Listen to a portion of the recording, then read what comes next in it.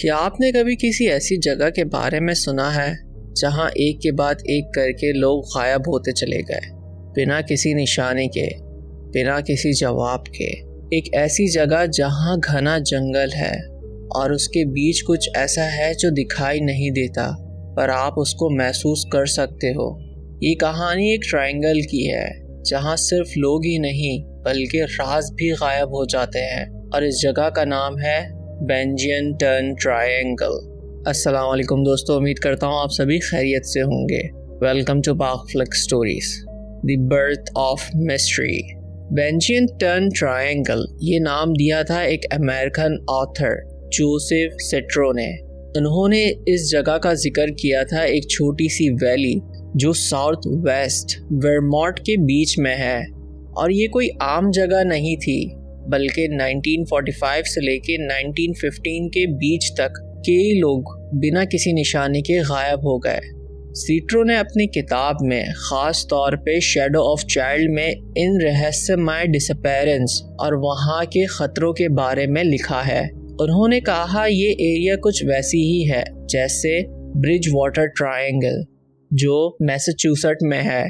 वहाँ भी अजीब और समझ से परे घटना होती रही हैं। कहा जाता है कि ग्लिस्टनबर्ग का जंगल हमेशा से अजीब कहानियों का हिस्सा बना रहा है। लोग कहते हैं कि रात के सन्नाटे में जंगल के अंदर से अजीब सी आवाज़ें आती हैं, पेड़ों के बीच साए हिलते हुए नज़र आते हैं, और लोगों को लगता है कि जंगल के अंदर से कोई उन्हें दूर से देख रहा हो। कई लोग जंगल के अंदर गए लेकिन वापस कभी नहीं आए, और उनके गायब होने के बारे में कोई कुछ भी नहीं बता सकता।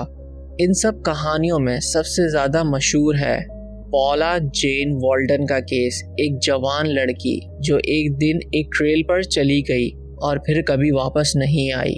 ना उसका जिस्म मिला, ना कोई क्लू, बस मानो तो वो हवा में गायब हो गई, जैसे उसका कभी कोई वजूद था ही नहीं। आज भी लोग कहते हैं बेंजियन टर्न ट्रायंगल में कुछ तो है, कोई कर्ज या शायद कोई ऐसी ताकत जो इंसानों को अपने तरफ खींच लेती है। कुछ मानते हैं ये सिर्फ कॉन्सिडेंस है, और कुछ कहते हैं ये पुरानी आत्माओं का शराब है। लेकिन सच तो ये है, आज तक किसी के पास इन सब का जवाब नहीं है। ये जगह मैप पर सिर्फ एक नाम नहीं बल्कि एक ऐसा राज है जिसकी हवा में भी कई कहानियां दफन हैं। The Silent Mountain. Bennington Triangle का एग्जैक्ट एरिया क्या है ये किसी को ठीक से पता नहीं, लेकिन कहा जाता है इसका सेंटर ग्लिस्टनबर्ग माउंटेन के आसपास है, और उनके चारों तरफ छोटे मोटे इलाके हैं जैसे बेंजियन टर्न, वुडफोर्ड, शाफ्टबर्ग और समरसेट। कभी एक वक्त हुआ करता था जब ग्लिस्टन और समरसेट दोनों एक मशहूर इलाके हुआ करते थे। यहाँ इंडस्ट्रियल टाउन्स हुआ करते थे, लेकिन 19th सेंचुरी के आखिरी तक सब कुछ धीरे धीरे गिरता गया। लोग टाउन को छोड़कर जाने लगे, कारोबार बंद हो गया, और आज ये दोनों शहर गोस्ट टाउन बन चुके हैं जहाँ जिंदगी का निशान मिलता है पर जिंदा कोई नहीं। 1935 में वर्मोंट जर्नल असेंबल ने इस टाउन को ऑफिशियली अनऑक्युपाइड कर दिया था, मतलब ये जगह सिर्फ अब नाम के लिए मौजूद है। फिर भी ये एरिया कभी अपनी खामोशी में भी अजीब किस्सों के लिए मशहूर रहा। 2008 में एक 27 साल का बेंजियन टर्न स्टूडेंट रॉबर्ट इस एरिया में गुम हो गया। 3 घंटे तक वो जंगल में भटकता रहा, रास्तों का हिसाब भूल गया था, और उसका कहने के मुताबिक उसे लगा जैसे कोई उसके आसपास था पर दिखाई नहीं दे रहा था। कुछ देर बाद स्टेट पुलिस ने उसे जिंदा ढूंढ लिया, पर उसका कहना था वहाँ कुछ तो था जो मुझे वापस नहीं आने देना चाहता था। आज भी लोग कहते हैं ग्लिस्टनबर्ग माउंटेन के आसपास का एरिया अजीब है, जैसे जंगल जिंदा हो और हर एक रास्ता पुराने राज की तरफ ले जाता हो। Report of disappearance, Middie River, 1945। Bennington Triangle का राज की शुरुआत होती है एक इंसान से जिनका नाम था मैडी रिवर। 12 नवंबर 1945 का दिन था जब 74 साल का रिवर अपने कुछ साथियों के साथ बैकफुट हॉविल के जंगल में हंटिंग के लिए निकला। ये जगह बेंजियनटन से लगभग 4 माइल वेस्ट और वर्मोंट रूट 9 के नॉर्थ साइड पर वुडफोर्ड के पास है। मैडी रिवर कोई आम शिकारी नहीं था, बल्कि वो एक एक्सपीरियंस आउटडोर मैन था। उसे हर एक रास्ता, हर एक ट्रेल, हर एक जंगल का कोना अच्छे से याद था। उसके दोस्तों के मुताबिक वो इतना ज़्यादा फेमिलियर था इस एरिया से, अगर कोई गुम हो जाता सबसे पहले उसी को बुलाया जाता था। लेकिन उस दिन कुछ अलग हुआ। शाम के करीब 4 बजे उनके एक दोस्त ने उनको एक ट्रेल पर देखा, लेकिन वो कैंप के ऑपोजिट डायरेक्शन में जा रहे थे। जब वो रात तक वापस नहीं आए तो सबको चिंता होने लगी। उस रात एक सर्च पार्टी तैयार की गई। अगले कुछ दिनों तक वॉलंटियर्स ने, स्टेट पुलिस ने, कई लोगों ने पूरे जंगल का छप्पा छप्पा खंगाल डाला। जंगल, नदी, ट्रेल, हर जगह ढूंढा गया। सर्चर्स के लीडर का कहना था, पहले भी यहाँ लोग गुम हुए हैं, लेकिन सब मिल गए, इस बार भी मिल जाएंगे। लेकिन इस बार ऐसा नहीं हुआ। पूरा ऑटम के सर्च के बाद मैडी रिवर का कोई निशान नहीं मिला, सिर्फ एक रुमाल जो कुछ महीने बाद एक हाइकर को मिला, उसी जगह के साउथ ट्रेल पर जहां उन्हें आखिरी बार देखा गया था। बस इतना ही सबूत मिला और उसके बाद मैडी रिवर कभी नहीं मिला। एक ऐसा आदमी जो जंगल का दोस्त था, उसी को जंगल ने निगल लिया। पॉला जेन वॉल्डेन, 1946। बेंजियनटन ट्रायंगल का सबसे मशहूर और दुख भरी कहानी पॉला जेन वॉल्डेन की।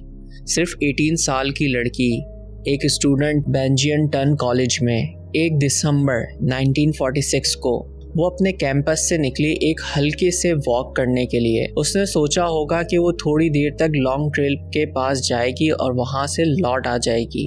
ये वही एरिया था जहाँ 1 साल पहले मैडी रिवर गायब हुआ था।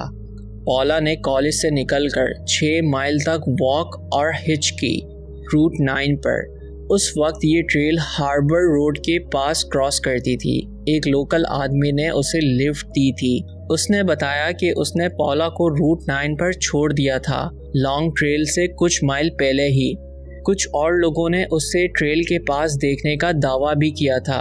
एक लोकल न्यूज़पेपर एम्प्लॉय ने तो उसे रास्ता भी बताया था।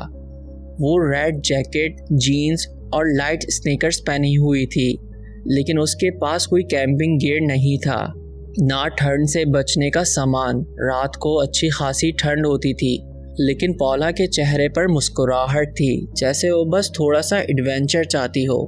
अगले दिन जब वो क्लास में नहीं आई तब लोगों ने समझा शायद वो कहीं रुक गई होगी, लेकिन जब दिन बीत गया और उसका कुछ पता नहीं चला, तब एक सर्च ऑपरेशन शुरू हुआ। पुलिस, FBI और वॉलंटियर्स ने सबने जंगल, ट्रेल और आसपास के इलाके खंगाल डाले।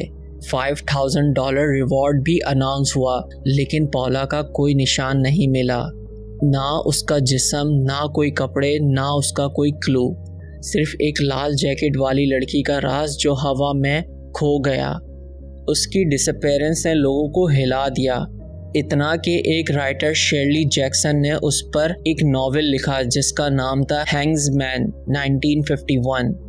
आज भी जब लोग ट्रेल पर घूमने के लिए जाते हैं तो लोग कहते हैं शाम के वक्त अगर तुम्हें एक लाल जैकेट वाली लड़की दिखाई दे तो उसे आवाज़ मत देना, शायद वो पॉला हो।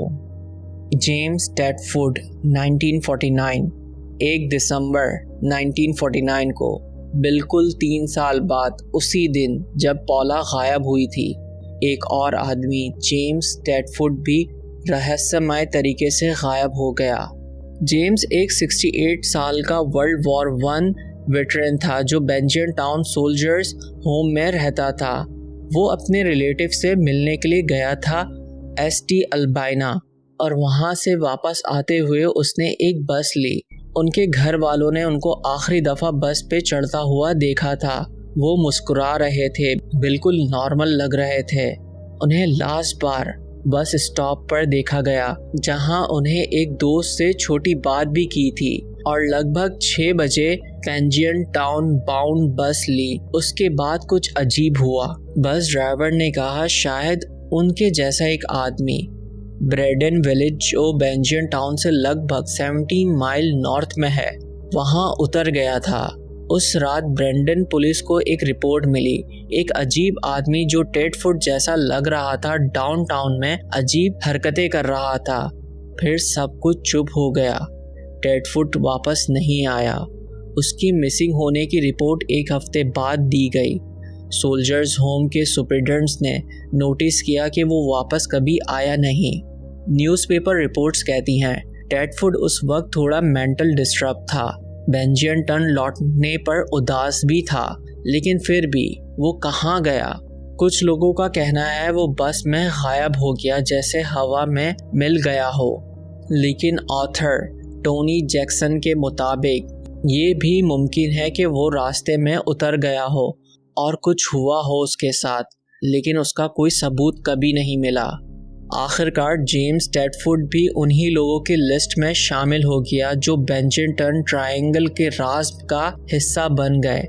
एक बस, एक सफ़र, एक आदमी जो कभी अपनी मंजिल तक नहीं पहुंचा। पॉल बडी जिप्सन 1950। 12 अक्टूबर 1950 का दिन था।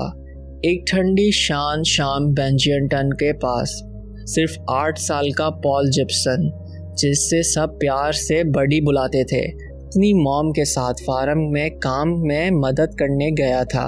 बडी एक स्पेशल नीड्स चाइल्ड था, लेकिन हमेशा मुस्कुराता रहता। एक छोटा सा बच्चा जिसे अपनी मॉम के साथ रहना बहुत पसंद था। उस दिन उनकी मॉम उसे लेकर बेंजियन टाउन डम में गई थी, जहां उनकी फैमिली के कुछ पैकेट्स रखे हुए थे। जब वो उनको लेने के लिए अंदर गईं, तो बडी को कार में बिठा दिया था। सिर्फ कुछ देर के लिए ही मॉम ने सोचा मैं बस अंदर जाऊंगी और सामान उठा के वापस आ जाऊंगी। लेकिन जब वो 4 बजे के आसपास आई, बडी वहां नहीं था। कार खुली हुई थी, दरवाज़ा आधा खुला था, लेकिन बच्चा गायब। पुलिस को बुलाया गया और पूरे डम एरिया के आसपास के जंगल में सर्चिंग स्टार्ट हो गई। डॉग्स को भी बुलाया गया और उन्हें बडी की सेंट ट्रैक की एक रोड के कोने तक, जहां पर एक इंस्ट्रक्शन था, लेकिन वहां जाके ट्रेल अचानक ख़त्म हो गई, जैसे कोई उस बच्चे को हवा में लेकर उड़ गया हो। पुलिस ने कहा शायद बारिश ने उसकी स्मेल मिटा दी हो, लेकिन उसके डैडी के मुताबिक कुछ और हुआ था। उन्होंने सोचा शायद कोई ड्राइवर ने गलती से बडी को मार दिया हो और डर के मारे अपने साथ उसे ले गया हो। लेकिन फिर भी बडी का कोई निशान नहीं मिला, ना उसका जिस्म, ना कपड़े, कुछ भी नहीं। उस दिन उसने ब्राउन टैन कलर के कपड़े पहने हुए थे। बस उसके बाद पॉल बडी जिप्सन भी उन्हीं लोगों की लिस्ट में शामिल हो गया जो बेंजियन टाउन ट्रायंगल के अंधेरों में खो गए। एक मॉम के लिए सिर्फ एक पल ध्यान भटका और उसी पल उसका सब कुछ छीन लिया गया। Freda Linger 1950। सिर्फ 16 दिन बीत चुके थे पॉल जिप्सन को गायब होने के बाद, और बेंजियन टाउन ट्रायंगल ने एक और इंसान को अपने अंधेरे में निकल लिया। इस बार नाम था फ्रेडा लिंगर, उम्र 53 साल। 28 अक्टूबर 1950 को फ्रेडा अपने हस्बैंड मैक्स और अपने कज़न हार्बर्ट के साथ समरसेट के जंगल में हाइकिंग पर गई थी। ये तीनों नॉर्थ एडमिन से अपनी फैमिली केबिन तक आए थे, जो समरसेट के किनारे पर था। फ्रेडा कोई आम औरत नहीं थी, वो भी एक एक्सपीरियंस हाइकर और हंटर थी। जंगल और माउंटेन्स उसके लिए नई जगह नहीं थी। दोपहर के आसपास तकरीबन 1 बजे फ्रेडा अपने कज़न के साथ हाइकिंग कर रही थी। वो एक छोटी सी स्ट्रीम पर फिसल गई और उसके कपड़े पूरी तरह से गीले हो गए। हंस के साथ उसने कहा, मैं शॉर्टकट से केबिन जा रही हूँ ताकि कपड़े चेंज कर लूँ। उसके कज़न ने सर हिलाकर कह दिया ठीक है। उसने सोचा फ्रेडा कुछ देर में वापस आ जाएगी, लेकिन वो कभी वापस नहीं आई। शाम तक जब वो वापस नहीं लौटी, एक बहुत बड़ा सर्च ऑपरेशन शुरू हुआ। हेलीकॉप्टर, एयरक्राफ्ट और 300 से भी ज़्यादा सर्चर्स ने इस जंगल की नदी, कोना, हर जगह पर तलाशी की, पर कुछ नहीं मिला। फ्रेडा को सीजर डिसऑर्डर था और उसके हस्बैंड ने कहा था शायद ठंड के वजह से उसे सीजर आया हो और वो डिसओरिएंटेड हो गई हो। लेकिन फिर भी इतनी बड़ी टीम, इतना बड़ा एरिया, इतनी बड़ी सर्च पार्टी, एक इंसान भी उसका निशान नहीं ढूंढ पाया। ये बात सबको सोचने पर मजबूर कर गई। और फिर 6 महीने बाद 12 मई 1951 को कुछ फिशर्समैन ने उसकी बॉडी देखी। वो डियरफील्ड रिवर के ईस्टर्न ब्रांच के किनारे मिली, उस जगह से लगभग 3.5 माइल दूर जहां वो गायब हुई थी। लेकिन उसकी बॉडी की हालत ऐसी थी कि डेथ का एग्जैक्ट रीज़न पता नहीं चला। इन्वेस्टिगेटर्स ने सिर्फ इतना ही कहा, शायद वो पहाड़ से फिसलकर डीप बॉन्ड में गिर गई हो और बारिश के मौसम में पानी के प्रेशर के वजह से उसकी बॉडी वहां तक पहुंची हो। पर लोगों ने इस थ्योरी पर यकीन नहीं किया, क्योंकि जिस एरिया में उसकी बॉडी मिली वो पहले ही बार बार सर्च किया जा चुका था। तो फिर 6 महीने तक वो कहाँ थी? फ्रेडा का केस बेंजियन टाउन ट्रायंगल के राज को और गहरा कर दिया। एक और एक्सपीरियंस हाइकर, एक और डिसअपीयरेंस, एक और सवाल, क्या ये सब सिर्फ कॉन्सिडेंस हैं या फिर कुछ और चल रहा है इन पहाड़ों के बीच में? The legend gross. 1915 के बाद पूरा बेंजियन टन एरिया में लोगों में डर बैठ गया। न्यूज़पेपर्स ने लिखा शायद ये एरिया एक लॉस्ट हॉरिजॉन जैसा है, एक जगह जहां लोग जाते हैं पर वापस नहीं आते। वक्त के साथ साथ ये कहानियां एक लेजेंड बन गईं। The Bennington Triangle. Famous podcast Lore ने अपने एपिसोड द रेड कोट में इन सब केसेस को कवर किया है और ट्रैवल चैनल के most terrified places America show में बेंजियन टाउन ट्रायंगल को पैरानॉर्मल हॉटस्पॉट कहा गया है। लोकल लोग कहते हैं रात के वक्त वहाँ की हवा अजीब लगती है, जैसे कोई देख रहा हो। आज भी ये सिर्फ एक जगह नहीं, एक अनसॉल्व मिस्ट्री है जहाँ हर साल हवा एक नई कहानी लिख देती है। आपको क्या लगता है कि वाकई ये सब सच है या सिर्फ एक कॉन्सिडेंस? मुझे कमेंट में लाजमी बताएगा। अगर वीडियो पसंद आई तो वीडियो को लाइक करेगा, चैनल को सब्सक्राइब करेगा, वीडियो को शेयर करना ना भूलें। मिलता हूँ किसी और एक नई वीडियो के साथ। अपना बहुत ज़्यादा ख्याल रखिएगा। अल्लाह हाफिज़।